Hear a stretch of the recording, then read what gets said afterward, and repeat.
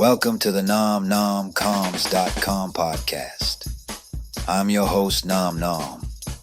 Trump's next move in the MAGA nonprofit crackdown. Put in the MAGA mumbo in the GOP jumbo to cook the earth real good.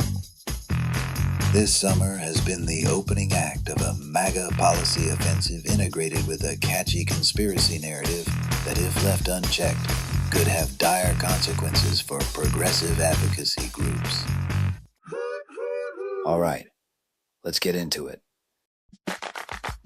On June 16, a little-known national security outfit called State Armor published a 36-page report asserting that Energy Foundation China, a San Francisco registered charity whose staffers mostly work in Beijing, is a Communist Party front that exists solely to neutralize America's critical energy advantage by funneling CCP money to U.S. climate groups. The report begins.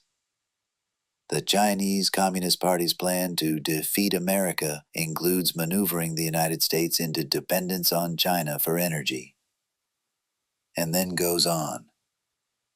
The more the world transitions to energy sources controlled by the CCP, the less vulnerable China will be to the U.S. Navy's dominance over global waterways. And on. Unexplained communications equipment found on Chinese solar inverters and batteries provide Beijing the ability to sabotage America's energy grid. And on. Within hours of publication, this allegation migrated from State Armor's limited readership to the wider right-wing echo chamber, where outlets like Just the News blasted out the headline, "This isn't environmentalism, it's economic warfare." And the extremely online then riffed on the theme that climate lawsuits and induction stoves are all part of a giant communist conspiracy to destroy the U.S. Navy, or whatever. 9 days later, Senator Ted Cruz convened Enter the Dragon, China and the Left's Lawfare Against American Energy Dominance, a judiciary subcommittee hearing named by Grok, where witnesses repeated the State Armor claims and demanded that climate litigants like National Resources Defense Council and Climate Judiciary Project register as foreign agents until this can all be sorted out. In his testimony, Scott Walter of the Capital Research Center, slogan America's Investigative Think Tank, claimed Energy Foundation China was just the tip of the iceberg, and that big-name U.S. foundations are nearly all laundering hundreds of millions of Chinese dollars into climate lawfare. A phrase worth noting since it's going to be the next adrenochrome if Cruz, Walter, and State Armor founder Nick Lucci get their way. The concept has already landed successfully with the wider MAGA movement, who are now indoctrinated. Foreign money, progressive activism, and Chinese espionage are one and the same. While this sounds like a tired right-wing troll and creep show from 2009, it's no longer just an irritating distraction to the real work of stopping the climate crisis because, well, the irritating distractions are in charge of the government now. While earlier efforts focused on showy grievance politics, public pressure campaigns, these emboldened Trump sycophants are now proposing laws with real teeth, and they are backed by legal and legislative decision-makers coordinating with Treasury powers, state attorneys general, and rich lobbying groups. And all this has an essential new feature: the idea that a group can be deemed a foreign proxy without any proof that the group actually received foreign instructions. It's a feature we saw worked extremely well when Doe sank USAID by finding viral waste instead of any actual evidence of wrongdoing. The burden of proof has been dramatically lowered, and these trolls know it. A week after the Ted Cruz show, Representative Lance Gooden proposed the Think Tank and Nonprofit Foreign Influence Disclosure Act, which would force every charity that receives more than $10,000 from a foreign government or political party, read China, to itemize those donations in a public treasury database.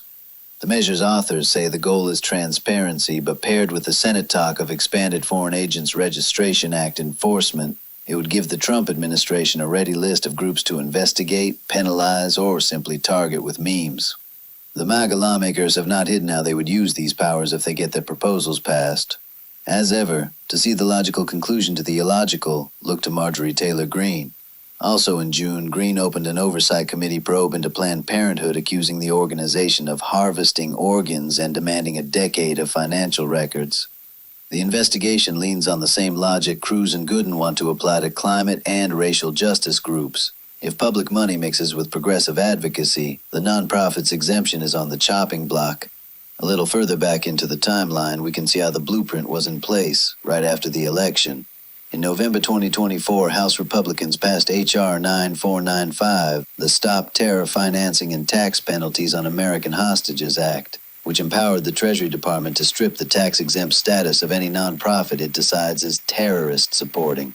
That bill was marketed as a humanitarian gesture, but the fine print turned the Internal Revenue Code into a national security cudgel. From here, the fossil fuels as national security fanfic writes itself. The Treasury Secretary could label Energy Foundation China, or any U.S. group with non-U.S. staff, a foreign political proxy, which would trigger an automatic loss of 501c3 status until the targeted group can prove otherwise. State attorneys general could cite the proxy designation as an excuse to freeze assets, donors, wary of subpoenas, flee, and all this without any proof that a single dollar came with any actual foreign influence or instructions attached. Devil's advocate. Wouldn't the evidence suggest that this particular Chinese plot to end America is one of the least successful Chinese plots ever? Since oil and gas production hit record highs last year, imports of Chinese solar panels fell, and the consequences of the climate crisis continue to ravage U.S. communities?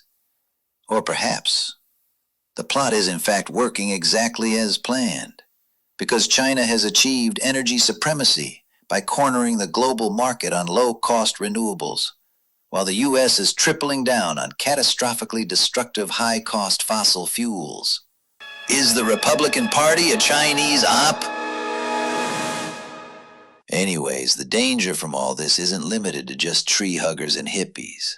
The legal architecture Republicans are assembling is broad enough to ensnare any group receiving funds from abroad, or even just advocating a position someone in Washington deems aligned with a hostile power, Israel and Russia accepted.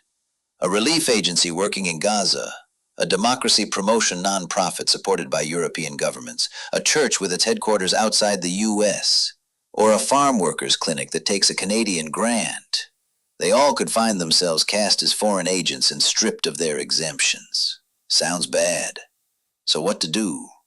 Well, on the org front, foundations that support progressive causes should assume their cross-border grant files will be subpoenaed and should make a plan for how they'll respond.